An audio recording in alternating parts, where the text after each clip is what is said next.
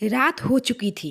कामिनी और रात्रि अग्नि जलाकर ठंड से राहत पाने के लिए बैठी थीं। तभी रात्रि ने कहा, तुम सच में संन्यास धारण करोगी क्या? तुम्हारे नगर की वह कामुक स्त्रियां जो प्रतिदिन कई पुरुषों से मिलन करती हैं, क्या वह तुम्हारी बात मानकर संन्यास धारण करेंगी? मेरे जीवन का कोई अर्थ नहीं है।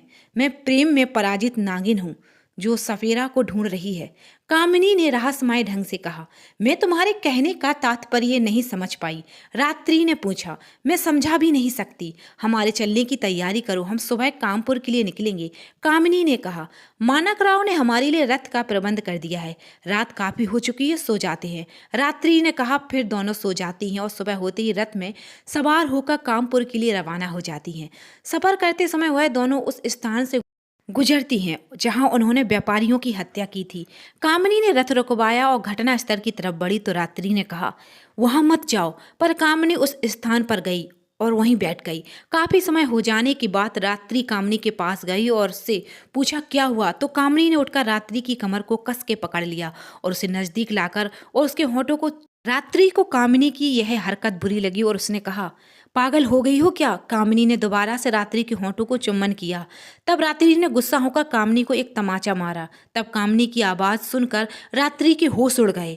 कामिनी ने मर्दों की आवाज में कहा, मेरे शरीर की मृत्यु हुई है, मेरी इच्छाओं की नहीं। सुंदरी, अभी मैं जीवित हूँ, अपने वस्त्र निकालकर मेरी बाहों में आ जाओ। रात्रि तत्काल समझ जाती है कि उन व्यापारियों के साये कामिनी के शरीर में प्रवेश कर चुके हैं। तभी वह कामिनी का हाथ पकड़कर उस रथ में बैठाती है, वहां से आगे बढ़ने लगती है। कुछ दूर जाने के बाद कामिनी सामान्य अवस्था में आ जाती है। कामिनी अपनी सखी रात्रि के साथ कानपुर पहुंचती है और अपने महल के द्वार पर आती है तो उसे अपनी माँ दिखाई देती है। माँ को देखकर कामिनी की नजर अपने आप झुक जाती है। माँ कामिनी को क्रोध से देख रही थी। जैसे ही कामिनी माँ की ओर जाती है तो माँ एक तमाचा मारती और कहती है, इस नगर में जो मेरी आज्ञा का पालन नहीं करता उसे राजद्रोह घोषित कर नगर के बाहर निकाल दिया जाता है। और तुमने मेरी पुत्री होकर मेरी आज्ञा की अवहेलना की है। तुम्हें और तुम्हारी सखी को इस अपराध का दंड मिलेगा। 2 दिन के अंदर तुम दोनों ने 2000 मुद्रा राजकोष में जमा नहीं करवाई तो तुम्हें 6 माह का कारावास दिया जाएगा। माँ ने स्पष्ट कहा। माँ, मैं इतने स्वर्ण मुद्रा कहाँ से लाऊंगी? कामिनी ने आश्चर्य से पूछा। उत्तर देश के राजा तुम्हारी सुंदरता पर मोहित है और तुमसे मिलने के लिए व्याकुल भी हैं। उनसे मिलकर कर लो। वह तुम्हें मुंह मांगा उपहार देने के लिए उत्सुक है। माँ, तुम मुझे इस नरक के व्यापार में धकेलना चाहती हो? अपनी पुत्री को इस तरह बेबस कर कर आपको शर्म नहीं आती? कामिनी ने पूछा। तुम जब तक मेरी आज्ञा का पालन करती थी तब तक मेरी पुत्री थी। अब तुमने मेरी आज्ञा उल्लंघन कर दिया है। कानपुर का कानून सबके लिए समान है, फिर चाहे वह स्वयं मैं ही क्यों ना हूँ। मेरा निर्णय अटल है, तुम अपने निर्णय का चुनाव कर लो। माँ ने जाते हुए कहा। मैं मृत्यु का चयन कर लूंगी पर नागदेव जैसे भूखे वासना के भेड़ियों को अपना तन नहीं सौंपूंगी। नागदेव कौन है? रात्रि ने पूछा। हाथी जैसा शरीर, भैंसे जैसा रंग, मिलने के दौरान कई लड़कियों की जान ले चुका है। मेरी माँ एक वेश्या है। वेश्या के हृदय में करुणा नहीं होती। रात्रि, एक काम कर, तू कहीं से विष लेकर आ जा। मैं तुम्हारी सखी हूँ, दुश्मन नहीं। मैं तुम्हें विष लेकर नहीं दे सकती। रात्रि ने कहा। कामिनी, अरे मैं स्वयं के लिए थोड़ी ना मंगा रही हूँ। किसके लिए? रात्रि ने पूछा। जिसे विष की तत्काल आवश्यकता है।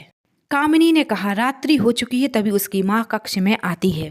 कहती है, एकांत के कहने पर रात्रि कमरे से बाहर निकल जाती है। मेरी प्यारी पुत्री, कामिनी के गालों को छूते हुए कहा। कामिनी ने झटके से अपना मुंह हटाया, कहने लगी, माँ, आप मुझे इस नरक में ढकेलना चाहती हैं? माँ भगवान का रूप होते हैं। ऐसी माँ माँ कहलाने के लायक नहीं होती। ऐसा क्या अन्याय कर दिया मैंने अपनी प्यारी पुत्री के साथ? माँ ने प्रेम पूर्वक कहा। आप उस राक्षस रूपी नागदेव से धन के लोभ में मेरा मिलन कराना चाहती हैं? मैं अपने प्राण त्याग दूंगी पर उससे मिलन नहीं करूंगी। कामिनी ने स्पष्ट कहा। अरे मेरी प्यारी पुत्री, तू सयानी तो बहुत है पर उतनी भोली है भी है। नागदेव से मिलना जरूर होगा पर तुम्हारा नहीं, तुम्हारी सखी रात्रि का। कानपुर की प्रमुख होने के नाते मुझे वह नाटक करना पड़ा। तुझमें तो मेरे प्राण बसते हैं। तेरे कोमल शरीर को उस राक्षस को कैसे सौंप सकती हूँ? माँ ने समझाते हुए कहा। तू मेरी सखी रात्रि की बलि क्यों चढ़ा रही हो? वही तो मेरी दासी है, मेरी आज्ञा का पालन करती है, पर उसके साथ ऐसा अन्याय क्यों?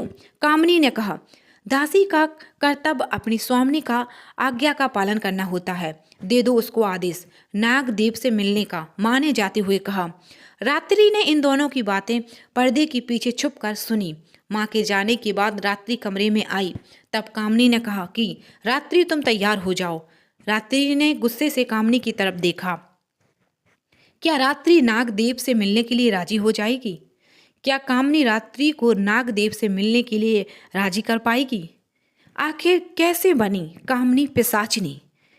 आगे जानने के लिए पढ़ते रहिए कामिनी एक अजीब दास्तां हॉरर स्टोरी।